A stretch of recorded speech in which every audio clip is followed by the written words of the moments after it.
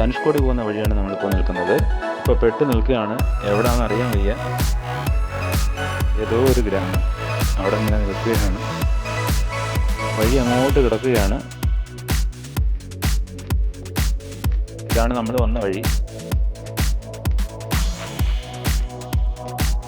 എന്തായാലും പോകാം. അപ്പോൾ ഓക്കെ, എന്നിട്ട് കാണാം. ബൈ. അപ്പോൾ ഇന്നത്തെ യാത്ര എന്ന് പറയുന്നത് ഇന്ത്യയുടെ തെക്കേ അറ്റമായിട്ടുള്ള ധനുഷ്കോടിയിലേക്കാണ്. ധനുഷ്കോടിയെ പറ്റി നിങ്ങൾ കേട്ടിട്ടുണ്ടായിരിക്കണം. ധനുഷ്കോടി എന്ന് പറയുന്നത് പ്രേത നഗരമായിട്ടാണ് അറിയപ്പെടുന്നത്. അപ്പോൾ അതുമായി ബന്ധപ്പെട്ട കാര്യങ്ങളെല്ലാം ഞാൻ നിങ്ങൾക്ക് വിശദമായിട്ട് പറഞ്ഞു തരാം. അതിൽ നമ്മളിന്ന് പോകുന്നത് ബൈക്കിലാണ്. ബൈക്കിൽ ഇവിടുന്ന് ഏകദേശം ഒരു 358 കിലോമീറ്ററാണ് ധനുഷ്കോടിക്കുള്ളത്. അപ്പോൾ നമ്മൾ ഇന്നത്തെ ദിവസം രാമേശ്വരത്ത് വന്ന് അവിടെ സ്റ്റേ ചെയ്യാനാണ് ഉദ്ദേശിക്കുന്നത്. അതിനുശേഷം നാളെ രാവിലെ നമുക്ക് ധനുഷ്കോടിക്ക് പോകാനാണ് ഉദ്ദേശം. അപ്പോൾ ഞങ്ങളിപ്പോൾ 3 ബൈക്കുകളാണ് യാത്ര ചെയ്തിട്ടുള്ളത്. ഞങ്ങളുടെ യാത്രയുടെ പ്രത്യേകത എന്താണെന്ന് വെച്ച് കഴിഞ്ഞാൽ, ഞങ്ങൾ ഡയറക്റ്റ് വഴിയിലൂടെയല്ല യാത്ര ചെയ്യുന്നത്. നമുക്ക് പോയിക്കൊണ്ടിരിക്കുന്നത് തമിഴ്നാടിൻ്റെ ഗ്രാമപ്രദേശങ്ങളിലൂടെയാണ്. അപ്പോൾ ഇതുവരെ ആരും ഇതുവഴി ഒരു യാത്ര പോയിട്ടുണ്ടായിരിക്കില്ല. കാരണം മൊബൈൽ നെറ്റ്വർക്ക് പോലും ഇല്ലാത്തൊരു ഏരിയയിലൂടെയാണ് നമ്മളിപ്പോൾ സഞ്ചരിച്ചുകൊണ്ടിരിക്കുന്നത്. നമുക്ക് കണ്ടാൽ മനസ്സിലാവും അല്ലേ. സോ ആകെ ഉള്ളൊരു ആശ്വാസം എന്ന് പറഞ്ഞാൽ ജിയോയുടെ നെറ്റ് ഇടയ്ക്കിടയ്ക്ക് എവിടേക്കോ വെച്ച് കിട്ടുന്നുണ്ട്. അപ്പോൾ ആ ഒരു ആശ്വാസത്തിലാണ് ഞങ്ങളിപ്പോൾ യാത്ര ചെയ്തുകൊണ്ടിരിക്കുന്നത്.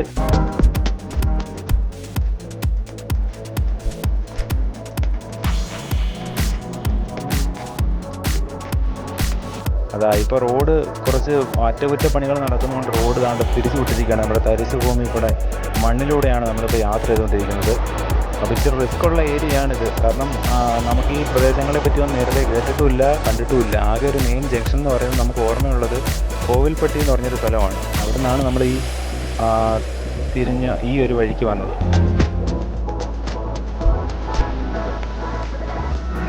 എന്ന് വെച്ചാൽ 2 സൈഡിലും തരിശ് ഭൂമിയാണ്. കൃഷിയൊന്നും ചെയ്യുന്നില്ല. കാരണം ഇവിടെ വെള്ളം കിട്ടാനുള്ള ബുദ്ധിമുട്ടുണ്ടായിരിക്കണം. 2 സൈഡിലും തരിശ് ഭൂമിയായിട്ട് കിടക്കണം. റോഡിങ്ങനെ സ്ട്രൈറ്റ് ആയിട്ട് കിടക്കുകയാണ്. ഇവിടെ വീടുകളോ ഒന്നും തന്നെ കാണാൻ പോലും ഇല്ല. ഏക്കറുകളോളം ദൂരത്തിൽ ഇങ്ങനെ വിശാലമായ തരിശ് ഭൂമി കിടക്കുന്ന കാഴ്ചയാണ് നമുക്ക് കാണാൻ കഴിയുന്നത്.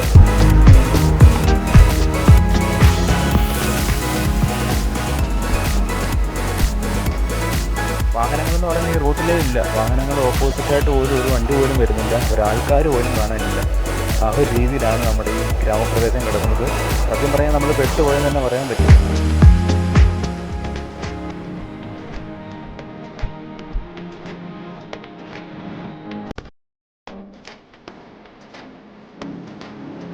നോക്കിക്കേ, നമ്മുടെ മരുഭൂമി കൂടെ യാത്ര ചെയ്യുന്നൊരു ഫീലാണ് കേട്ടോ. ഇത് അങ്ങ് ദൂരെ എവിടേക്കോ 1-2 മരങ്ങളൊക്കെ മാത്രം കാണാം. ബാക്കി ഇങ്ങനെ നീളത്തിലെ റോഡിങ്ങനെ കിടക്കുവാണ്. എന്തായാലും നമ്മൾ നല്ല സ്പീഡിൽ വണ്ടി വിടുകയാണ്. നമുക്ക് എങ്ങനെയായാലും മെയിൻ റോഡ് പിടിച്ചേ പറ്റത്തുള്ളൂ. വൈകിട്ടാവുന്നതിന് മുമ്പ് തന്നെ നമുക്ക് മെയിൻ റോഡ് എത്തിയേ പറ്റത്തുള്ളൂ. റേഞ്ച് ഒന്നും തന്നെ കാണിക്കുന്നില്ല. നമുക്കിപ്പോൾ എത്ര കിലോമീറ്റർ സഞ്ചരിക്കാനുണ്ടെന്ന് പോലും അറിയാൻ വയ്യ. നേരത്തെ അവിടെ നിന്ന് നമ്മൾ മാപ്പിൽ നോക്കിയപ്പോൾ നമുക്കൊരു 47 കിലോമീറ്ററാണ് കാണിച്ചത് മെയിൻ റോഡിൽ എത്തിച്ചേരാൻ വേണ്ടിയിട്ട്.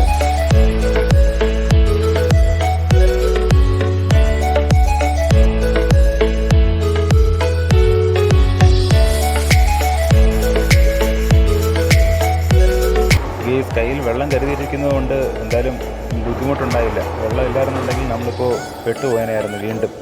കാരണം ഒരു കട പോലും ഇവിടെയൊന്നുമില്ല. കിലോമീറ്ററോളം ഞങ്ങളിങ്ങനെ തരിശ് ഭൂമിയുടെ നടുക്കൂടുള്ള ഈ സ്ട്രെയിറ്റ് റോഡിലൂടെ സഞ്ചരിച്ചുകൊണ്ടിരിക്കുക. ഇടയ്ക്കൊക്കെ 1-2 2 വീലറുകൾ മാത്രമുണ്ട്.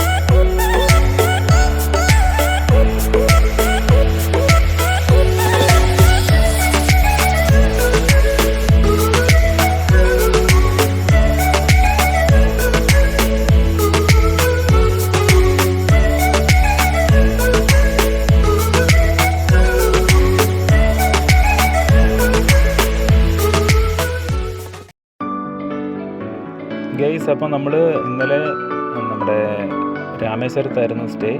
അതിനുശേഷം രാവിലെ കുളിച്ച് ബ്രേക്ക്ഫാസ്റ്റ് ഒക്കെ കഴിച്ചതിന് ശേഷം നമ്മൾ നേരെ ധനുഷ്കോടിക്ക് വിടുകയാണ്. ധനുഷ്കോടിക്കുള്ള വഴി ഇതാണ് നിങ്ങളിപ്പോൾ കാണുന്നത്. രണ്ട് സൈഡിലും കടലാണ്. ഞങ്ങളുടെ വലത് സൈഡിൽ കാണപ്പെടുന്ന സമുദ്രം എന്ന് പറയുന്നത് ബംഗാൾ ഉൾക്കടലും ഇടത് സൈഡിലുള്ളതെന്ന് പറയുന്നത് ഇന്ത്യൻ മഹാസമുദ്രം. അപ്പോൾ ഈ രണ്ട് സമുദ്രങ്ങളോട് ചേരുന്ന ഒരു ഭാഗമാണ് നമ്മൾ ഈ പോകുന്ന ധനുഷ്കോടി എന്ന് പറയുന്നത്. അതായത് നമ്മുടെ രാമേശ്വരത്ത് നിന്നും 18 കിലോമീറ്റർ ഇതാണ്ട് നീളത്തിൽ ഇങ്ങനെ ഒറ്റ റോഡായിട്ട് കിടക്കുകയാണ് നമ്മുടെ ധനുഷ്കോടിക്ക്. ആ ധനുഷ്കോടിയിൽ ചെന്നതിന് ശേഷം നമുക്ക് അവിടുന്ന് ശ്രീലങ്കയിലോട്ട് നടന്നു പോകാമെന്നാണ് പറയപ്പെടുന്നത്. പക്ഷേ വെള്ളത്തിൻ്റെ ഒരു ഏറ്റക്കുറച്ചിലനുസരിച്ചിരിക്കും. കുറച്ച് ദൂരം വരെ നമുക്ക് അങ്ങോട്ട് നടന്നു പോകാൻ പറ്റും, പിന്നീട് നടന്നു പോകാൻ പറ്റത്തില്ല, വെള്ളം കൂടുതലായിരിക്കും.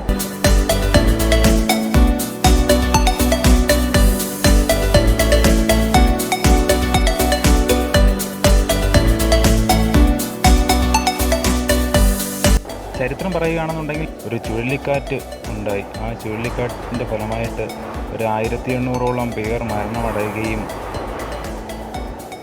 അവിടെ നമ്മുടെ പാമ്പൻ പാലത്തിൽ കൂടെ പൊയ്ക്കൊണ്ടിരുന്ന പാമ്പൻ ധനുഷ്കോടി പാസഞ്ചർ ട്രെയിനും അതിലുള്ള 150ഓളം യാത്രക്കാർ ഉൾപ്പെടെ എല്ലാം വെള്ളത്തിൽ ഒഴിച്ചു പോവുകയും ചെയ്തു.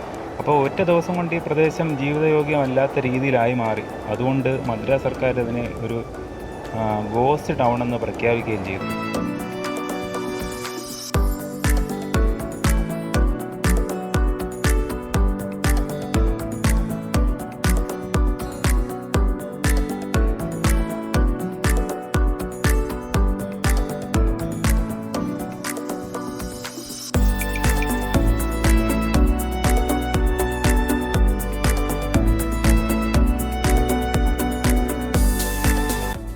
ഫ്രണ്ട്സ്, അപ്പോൾ നമ്മൾ ധനുഷ്കോടിയിൽ എത്തിച്ചേർന്നു. ഇവിടെ വരെ മാത്രമേ നമ്മുടെ വാഹനങ്ങൾ വരികയുള്ളൂ. 2 വീലർ ആയാലും 4 വീലർ ആയാലും ഇവിടെ വരെ വരാം.